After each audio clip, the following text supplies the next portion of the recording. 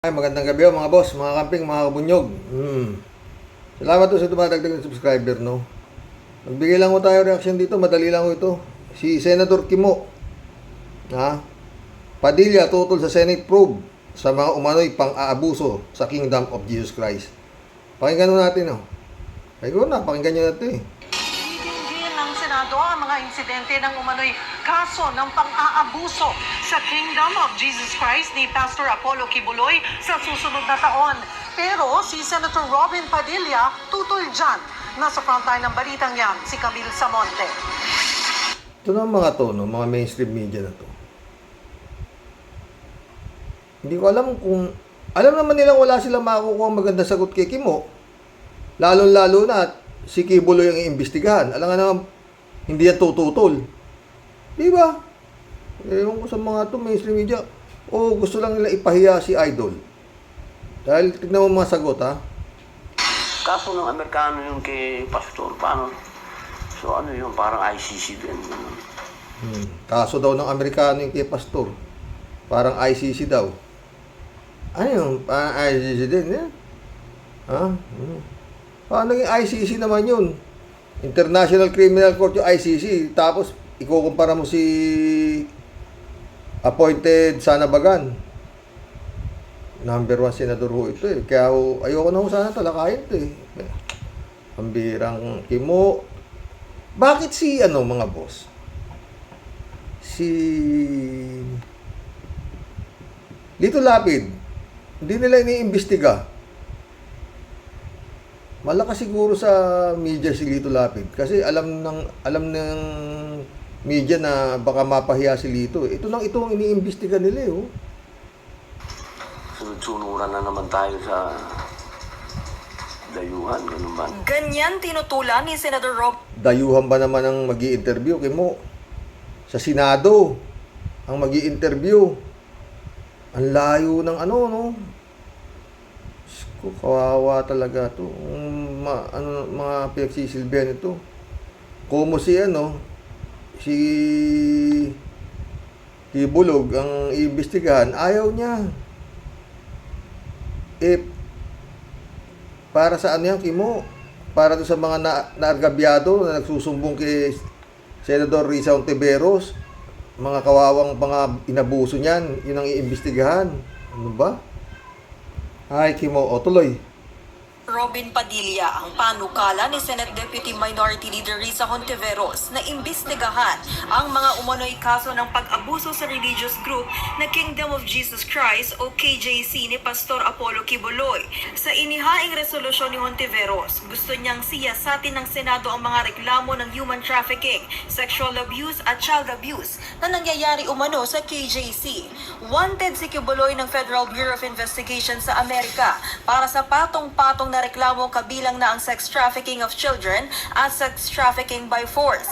Patong-patong na kaso, Kimo, yang ayaw mong paimbestigahan. Makaano lang sila, no? Bagay, grupo yan, eh. Sila Panelo, sila, Roque, si Topacio, Sara Duterte, iisa ho kung sila, no? Iisa ho silang lahi yata, eh. Di ba? Tuloy. Sabi ni Padilla, hindi raw dapat yan ang maging basihan ng inihihirit na Senate investigation. Pero sa resolusyon ni Hontiveros... ano pagbabasihan, Kimo? Anong gusto mong pagbasihan na pag-interview kay Bulog? Mario Joseph sakit sa ulo, no? Ayoko na sana content ito, dahil nakahihiya ako sa inyo, pero number 1 senador kasi ito, eh. Magbigay din ho kayo ng reaksyon ninyo, bababasa natin sa comment section bukas, di ba? Tuloy natin. Binanggit niya na may mga humingi ng tulong sa kanyang opisina at dito raw sila sa Pilipinas mismo na biktima. Sabi ni Padilla, dapat siyasatin ng maigi ang mga ipepresentang witness.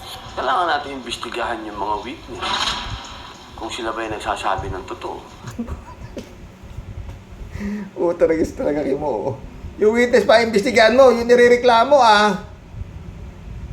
may katukwiran siya, di ba? Yun ang gusto niya, imbestigahan niya, witness.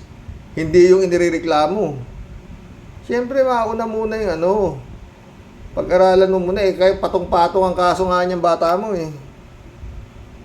Imbestiga pa yung witness. Yung mga witness, di ba, yung mga dating mga miyembro ni Kibaliw, parang ano rin, yung Senior Aguila din, kao naman. Ba't tung kay Senior Aguila, wala ka? Si Bato ang bumandera doon. Pero ngayon si Bato, ayaw ni Bato. Kasi dito, ang tagal naman ninyong nanonood na rin ng hearing dito. Kokonti ang witness na nagsasabi ng totoo dito. Ang hirap na rin maniwala dito. Magsasabi ng... Ayaw. Sa bigyan ng galing yan. Mahirap na rin daw yata maniwala dito eh. Saan dito? Sa Senado. Tsaka pag nagsinungaling ka sa Senado, di ba nakukontempt ka? Oo. Makapagrason lang eh do mga boss. Tuloy mo Kimo. Statement ngayon, kinabukasan, iba na yung statement. Oo, syempre. Eh baka iba yung tanong kinabukasan, iba yung tanong ngayon. Ewan ko mga boss, no? Number 1 senador po yan. Ay nako. Di na naman nagahit ng bagote, oh. Kailangan kong ano yun, kailangan kong mag-participate doon. Tingnan ko kung saan galing yung witness na yan. Itinakda ng Senate Committee on Women, Children, Galing sa Kingdom of Jesus Christ din, mga naabuso nga ni Kibulo yung mga witness. Kaya po. Yun, tuloy. Family Relations and Gender Equality ang pagsisimula ng public hearing sa mga aligasyon laban sa KJC sa January 23, 2024. Bago pa inilabas ang schedule ng investigasyon na una nang nagpahayag ng suporta dyan si Senate Minority Leader Coco Pimentel. Yes, kasi yung yung sa Socorro na link yun sa in aid of legislation. For as long as it's in aid of legislation, it's not about solving a crime. Kasi mahirapan kami nun if we are to solve the crime. Sinagot din ni Pimentel ang buwelta ng abogado ni Pastor Quiboloy na si Attorney Ferdinand Topacio na pamumulitika o panggigipit lang sa pastor ang mga aligasyon sa kanya. Ito kayang mga nag-aabogago kay Kibulog. Naniniwala kaya sila sa sinasabi ni Kibuloy? Malamang naniniwala sila. Naniniwala sila si Kibuloy ang appointed son talaga. Hawak ni Kibuloy ang kaluluwa nito si Topacio at saka nito si Padilla. Napapahinto ni Kibuloy ang lindol o ano. Ewan, anong gulo ng mga grupo ng digong, no? Kanya. Yung politika, makikita lang yung sa tenor ng investigation. Kung makita naman natin na it's always in aid of legislation, hindi na po politika yun. We will just keep reminding ourselves that the investigation or the hearing is in aid of legislation. So yung mga anti-violence natin on women, proper treatment of minors, human trafficking, yung mga laws na yun ang... Saka bakit no? Kung si Kibulog ang iimbestigahan in aid of legislation eh. Ang daming question. Ha? Pag si Rapi Tulfo nagpapatawag ng mga iimbestigahan dyan eh, wala namang ganyan senaryo. Di ba? PCSO pinatawag ni Rapi Tulfo. O dami, kompleto. Ay, galit pa nga si Tulfo dahil bakit wala ikay manager eh. Oh. Senado rin yun, di ba? In aid of legislation din yun. Oh. Pero kung si Kibulog, na may sapak sa ulo, ang iimbestigahan, may sapak ko si Kibulog. Sabihin mo ba naman ikaw appointed sa laki na tama mo. Napapahinto mo lindol, sa'yo kaluluwa, okay na ako Japan. Ay on the earth, baliw. Di ba? Baliw, pinagtatanggol nila, baliw. Bagay, ang nagtatanggol sa baliw, alam nyo na, same feather, flocks together. Tuloy. Yun ang parati nating iisipin. Sa ngayon, hindi pa masabi ni Pimentel kung haharap si Quiboloy sa Senado. Hintayin na lang natin yun. Pero he cannot use the FBI wanted list kasi doon yun sa Amerika. He's free to move around the Philippines. Walang problema doon. Nagbabalita mula sa Frontline, Camille Halatang halata ho mga boss, yung pagiging mga bias ng mga senador na to, no? Nung si Senior Aguila, walang ganyan eh. Walang mga dispabor eh. Lahat eh, wala namang nagreklamo, di ba? Nung patawag si Aguila. Oh. Yung sa Socorro. O mo ang pinatatawag ngayon, bata ni Digong, maraming humaharang, oh, di ba? Si Bato pa mismo nagbusisi kay Aguila, di ba? Yung appointed, yung reincarnation ni Santo Niño, di ba? O kasama niya si Senator Risa Hontiveros, silang dalawa, o di ba? O, dahil nga tungkol din sa mga inabusong mga bata. Parehas lang 'to eh. Pero ayaw ni Bato at nito si Kimo. Ginawa Japan. Siguradong ayaw din ni Bongo. Sindikato talaga, parang ganun eh, no? Parang ang Senado ang napasok ng sindikato eh, di ba, mga boss? Okay na, Japan, paano na? Pagka grupo ng sindikato, ayaw nilang paimbestigahan, di ba? Oh. Ay Lord. Bahala na po kayo sa Earth. Dito sa Pilipinas pala. Ito. Miriam Sanders.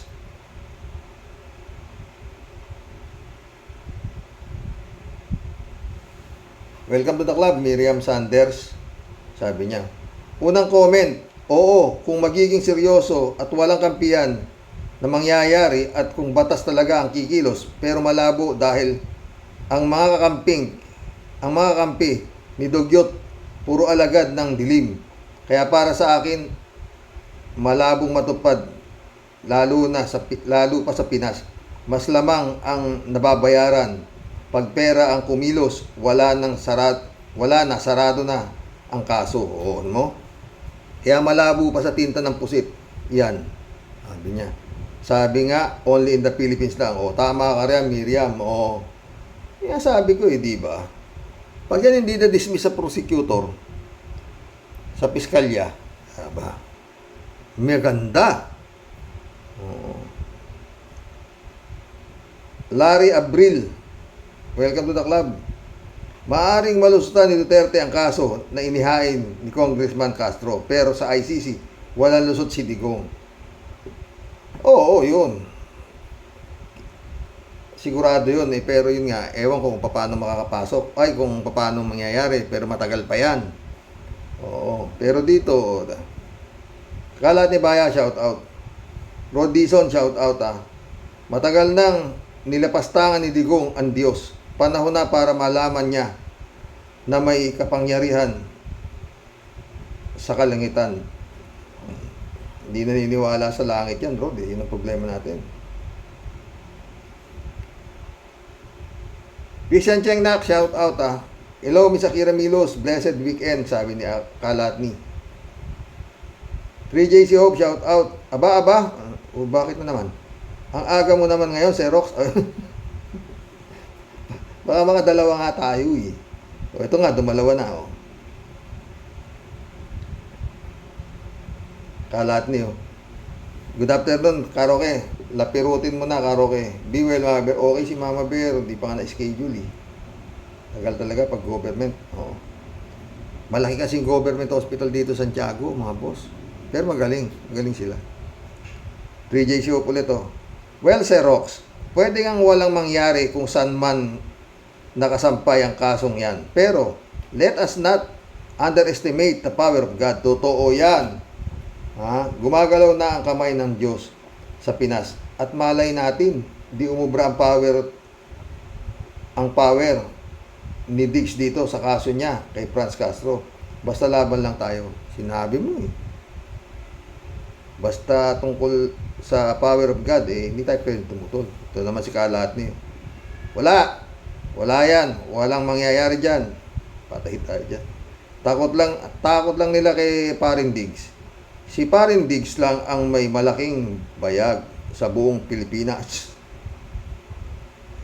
Ang mga malaking bayag lang ang malakas. Patay tayo dyan. Marilo Pabianak, shout out Hello po tay. Magtiwala po tayo sa Panginoon. Lahat ng nangyayari ay may mga reason. At nawa po for good reasons. At pabor sa kabutihan. Sana nga. Sumagot si Al Olalia. Magandang araw, Ma'am Marilo Pabian, sabi niya.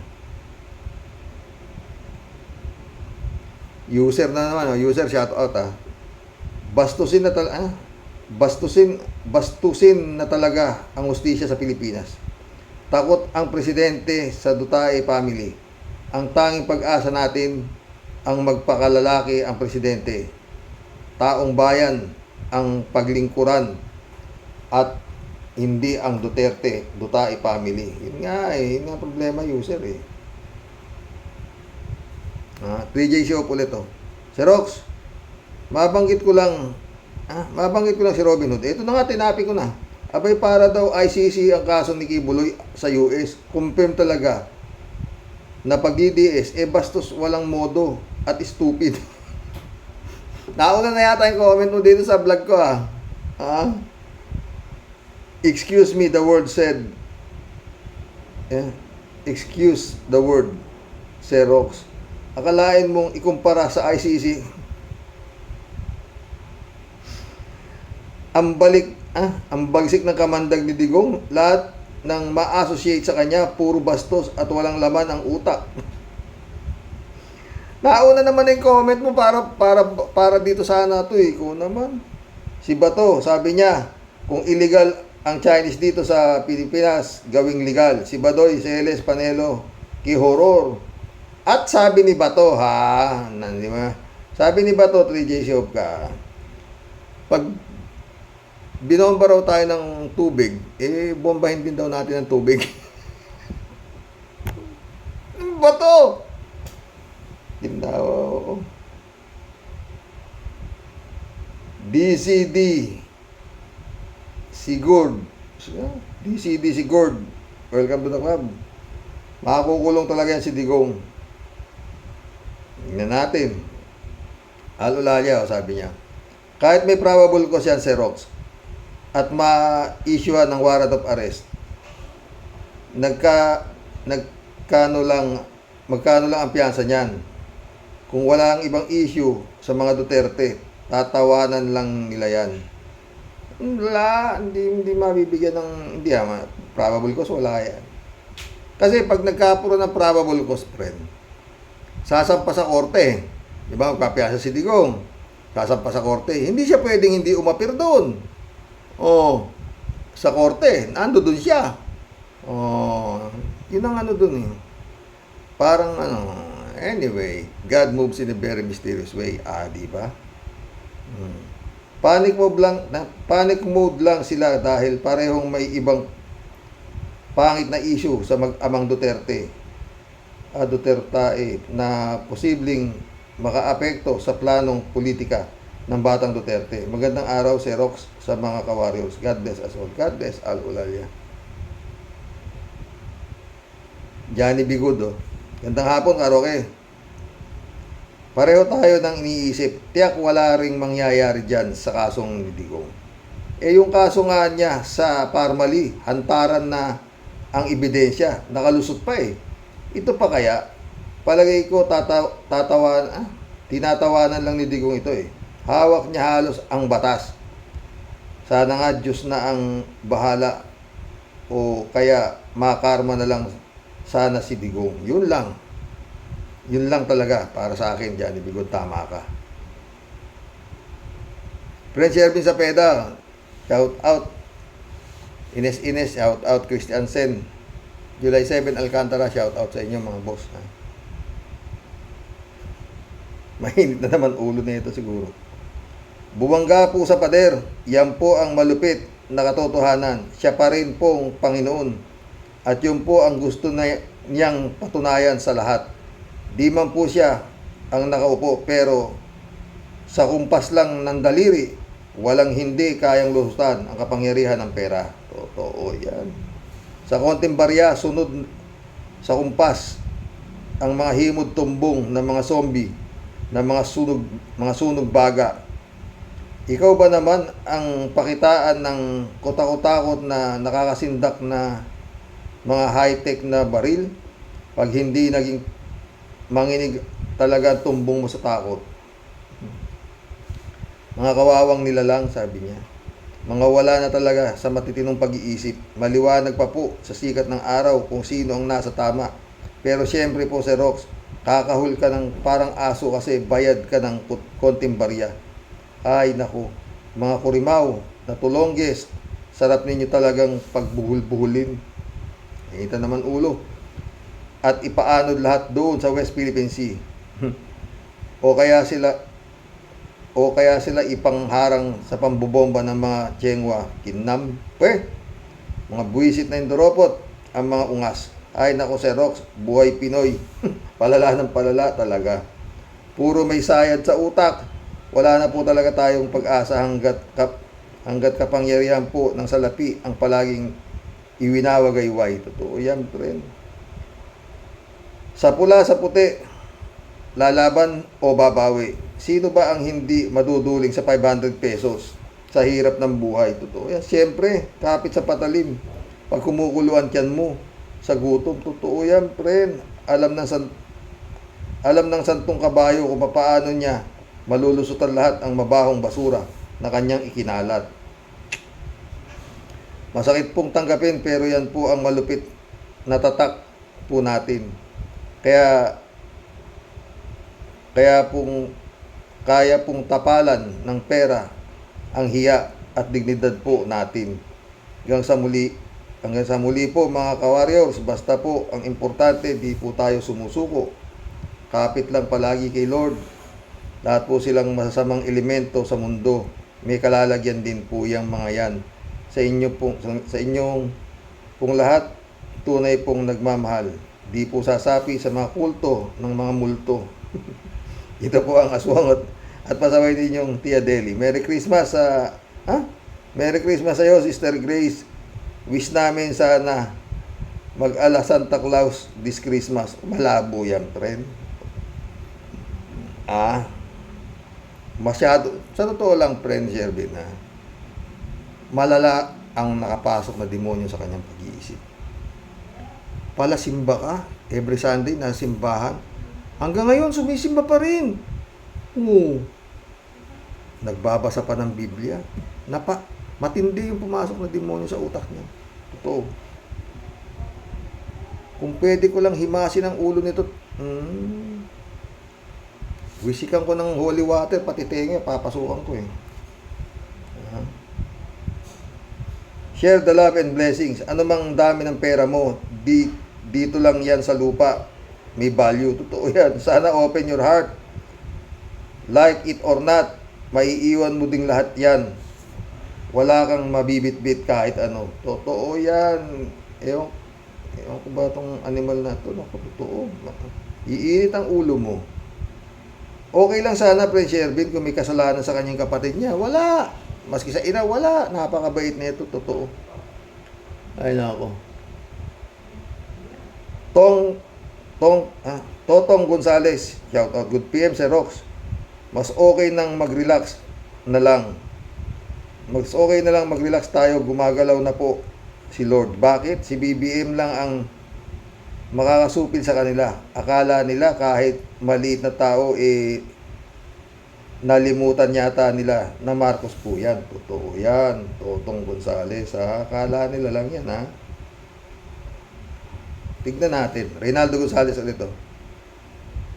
Posible nga na si BBM ang makalalas. Totong. Minsan iniisip ko, may advantage din ang pagiging lutang yun. Di mo naiisip na nagagawa. Kung minsan yung pagka-weak napapabor sa kabutihan kahit pa paano. Dasal lang best solution in every situation happening right now in our country. Basta pag sinabi ni Satanas na tumalon ka, huwag kang tatalon. Yung mga nagpe-fake news, nagsitalon na yan, hindi na makakabalik magpakailanman. Asa Davao na kaharian nila. Ginusto nila yan . Diba? Galing nyo talaga. 3J Show ulit Oy, Sir Rox, bakit? Bakit? Di po ako maka-BBM. Di po ako believe dyan kay BBM. Excuse me, Ew! Sinasabi ko lang, nakala ni Digong na weak leader si BBM kasi gusto niya si Sara ang maging presidente. Santisima. Kung si Sara ang naging presidente, wala na tayo sa mapa at naging province na tayo ng China. Si BBM, tinuturuan niya ni Lisa ng strategy. Sinabi ko lang na parang FBI si BBM para pang dramatic effect. Pang dramatic effect lang. Ganun na. Rolando Cruz, shout out Malay ninyo, pitikin ni Lord si Judge, hatulan si Digong nyo. Nakulong, maraming bagay na nangyayari na di maipaliwanag. Totoo yan. Pera, Rolando Cruz. Gagaling talaga nito mga to. Ang maganda dito, puro tayo sampalataya sa isang Diyos. O, di ba? Pero may nakapasok ng mga kurimaw, pero binura ko na agad. Noon ba, inuulit ko, bawal ang tanga rito sa Mr. Sa totoo lang. Huwag na kayong pumasok dito. Hindi kayo mababasa. Ako lang makakabasa sa inyo, pero hindi dito. Katay agad, katay. Yan lang, wala akong kapanapanahon. Pumatol sa troll. Totoo yan. Kaya nga hindi ako nagla-live eh. Kasi pag nag-live ka, papasok yung mga impacto na yan. Ang magulo, maguguluhin ka ng mga demonyo na yan, di ba? Sa akin, hindi lang ako pwede guluhin, hindi ako nagla-live eh. Sila Atty. Enzo, yan, parati silang ginugulo yan. Si Libayan, si Atty. Libayan, ginugulo sila niyan. Yung mga demonyo, mga pawalayan mga pakawalayan eh. Si Christian Isquera, ginugulo din yan. Mahilig sila magla-live eh.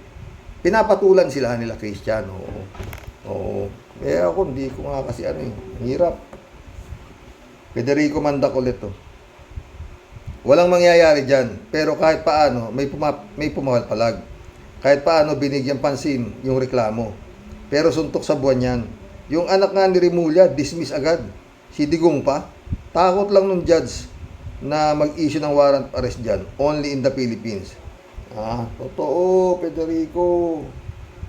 3J Soap ulit, Oy, Sir Rox, ang sabi ko, in the bag na si Digong with ICC, pero dyan sa Pinas, malamang sa alamang na hindi. Kaya nga, isang tawag lang ni BBM sa ICC, ang susi para makulong si Digonggong. Totoo yan, 3J Shop. Ang problema, hindi yata alam ni His Excellency ang number ng ICC.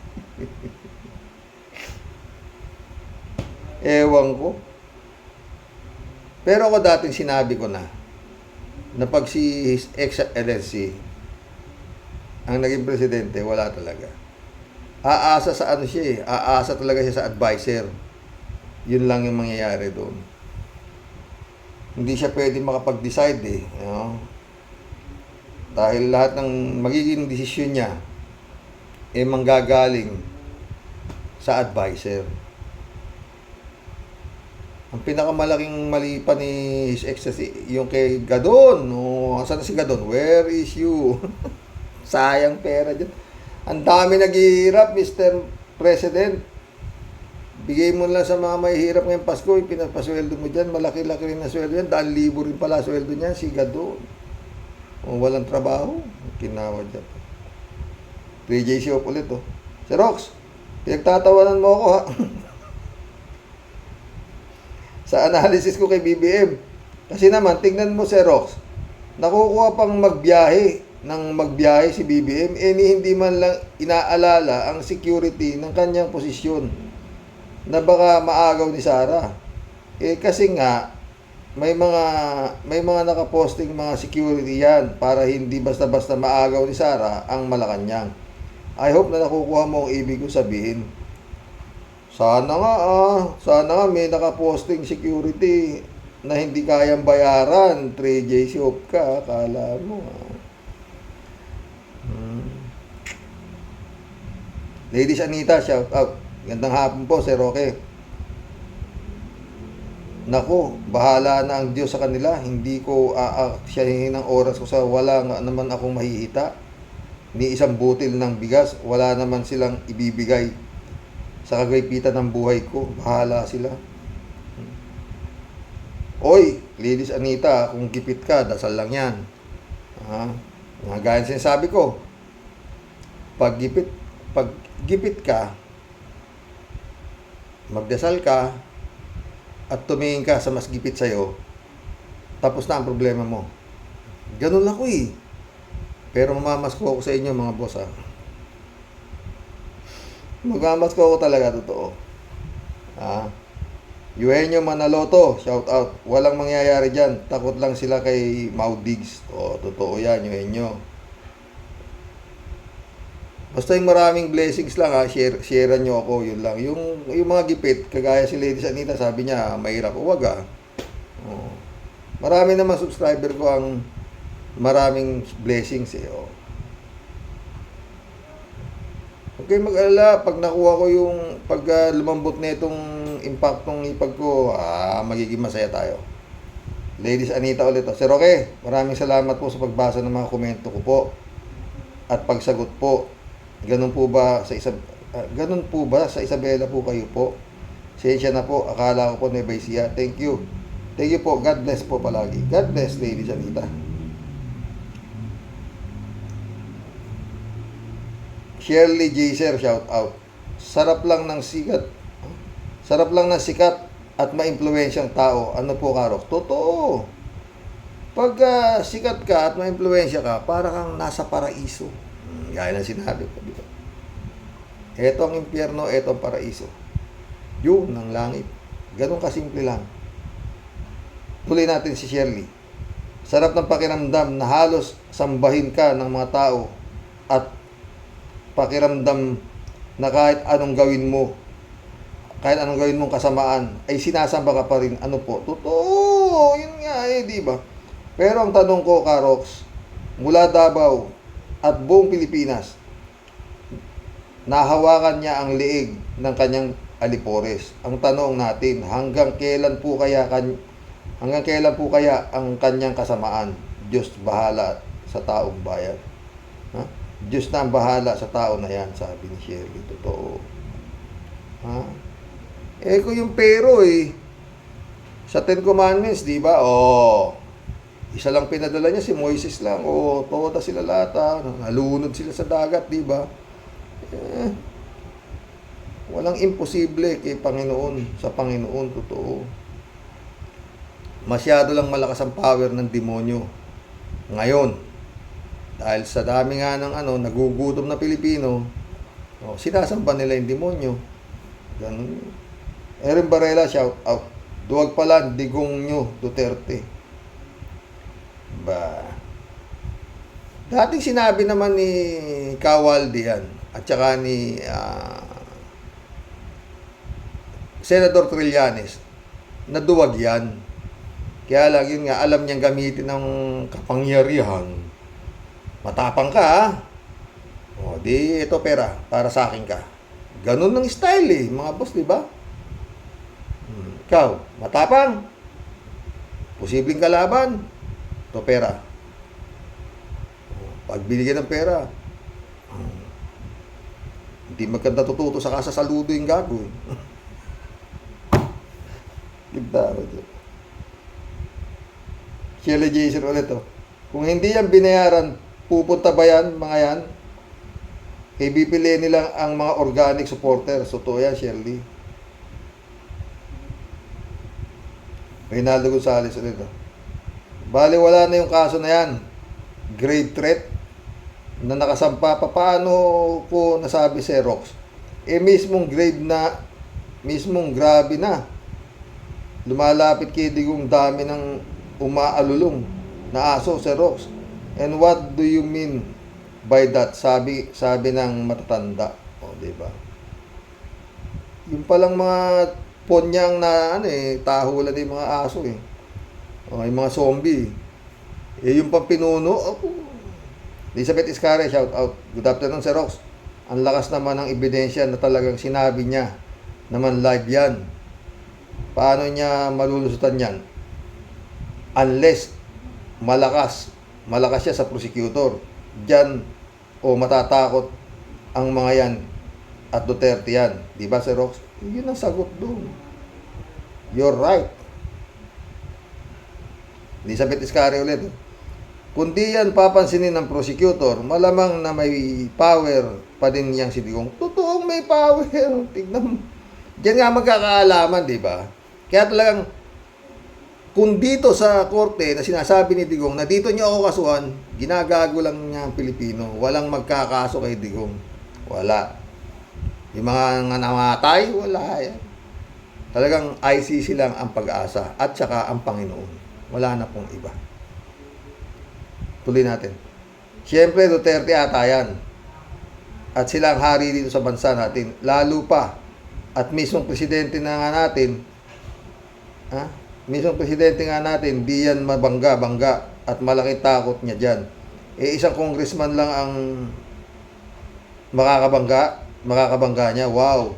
Pero let's wait and see na lang tayo sa Rox. Duda pa din ako na may mangyayari dyan sa kaso na yan. Elizabeth Iscari ulit to. Napanood ko nga yung sumisigaw pa yung mga tanga na bayarang supporters niya. Grabe. Mga bastos at kitang-kita naman ang kanilang pagkatao. Mga mukhang patapon na mga mukhang patapon at binayaran para magsisigaw. Wow talaga. May mga laos na artista pa nananawagan. Grabe. Akala mo kung anong sinisigaw ng mga yan. Hay naku, totoo yan. Elizabeth Iscari. Tsura oh. Sila ang mas mukhang MPA kaysa doon sa mga supporters ni Representative Franz Castro eh. Sila ang asal na MPA, sila ang asal na terorista. Di ba?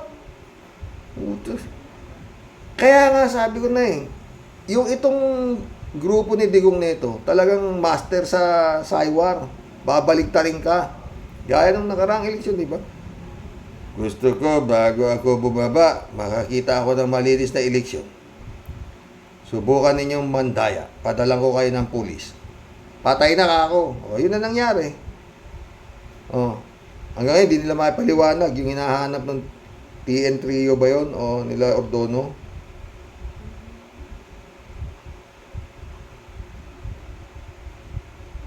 Langgayamit, welcome to the club. Yan ang tawag dyan, maagang pangampanya. Totoo. Erlinda Aquino, shout out. Kuya, hindi ko maintindihan ng ating justice system. Bakit hindi nila sundin ang rule of law? Bakit ang laki ng takot nila kay Digong nyo? Yan ang hindi maipaliwanag. Binababoy na yung administrasyon ni BBM. Wala pa rin matibay na Librado to Bicol, shout out. Si Tandang Durian, matigas ang mukha niyan. Anyway, manalig tayo na ang Diyos ay hindi natutulog. Darating din ang oras niya, kasama ang mga galamay. Blessed Saturday, madaling araw, Karox. God bless po, stay safe and healthy. Sister Grace, hindi ka pa ba nauuntog? Ilang araw na lang ang Pasko na. Tama na ang tigas ng ulo. Pag natodas ka, walang silbi ang sandamukal mong pera, no? Rowan Jelly, Gerald Jelly, shout out. Nandiyan sila sa Canada, friend. Oo. Ben Torres, shout out. Okay lang yun, importante, nakakasuhan si Digong. Totoo. Sancho Panza, De La Brocha, shout out. Christian Chengnak, shout out.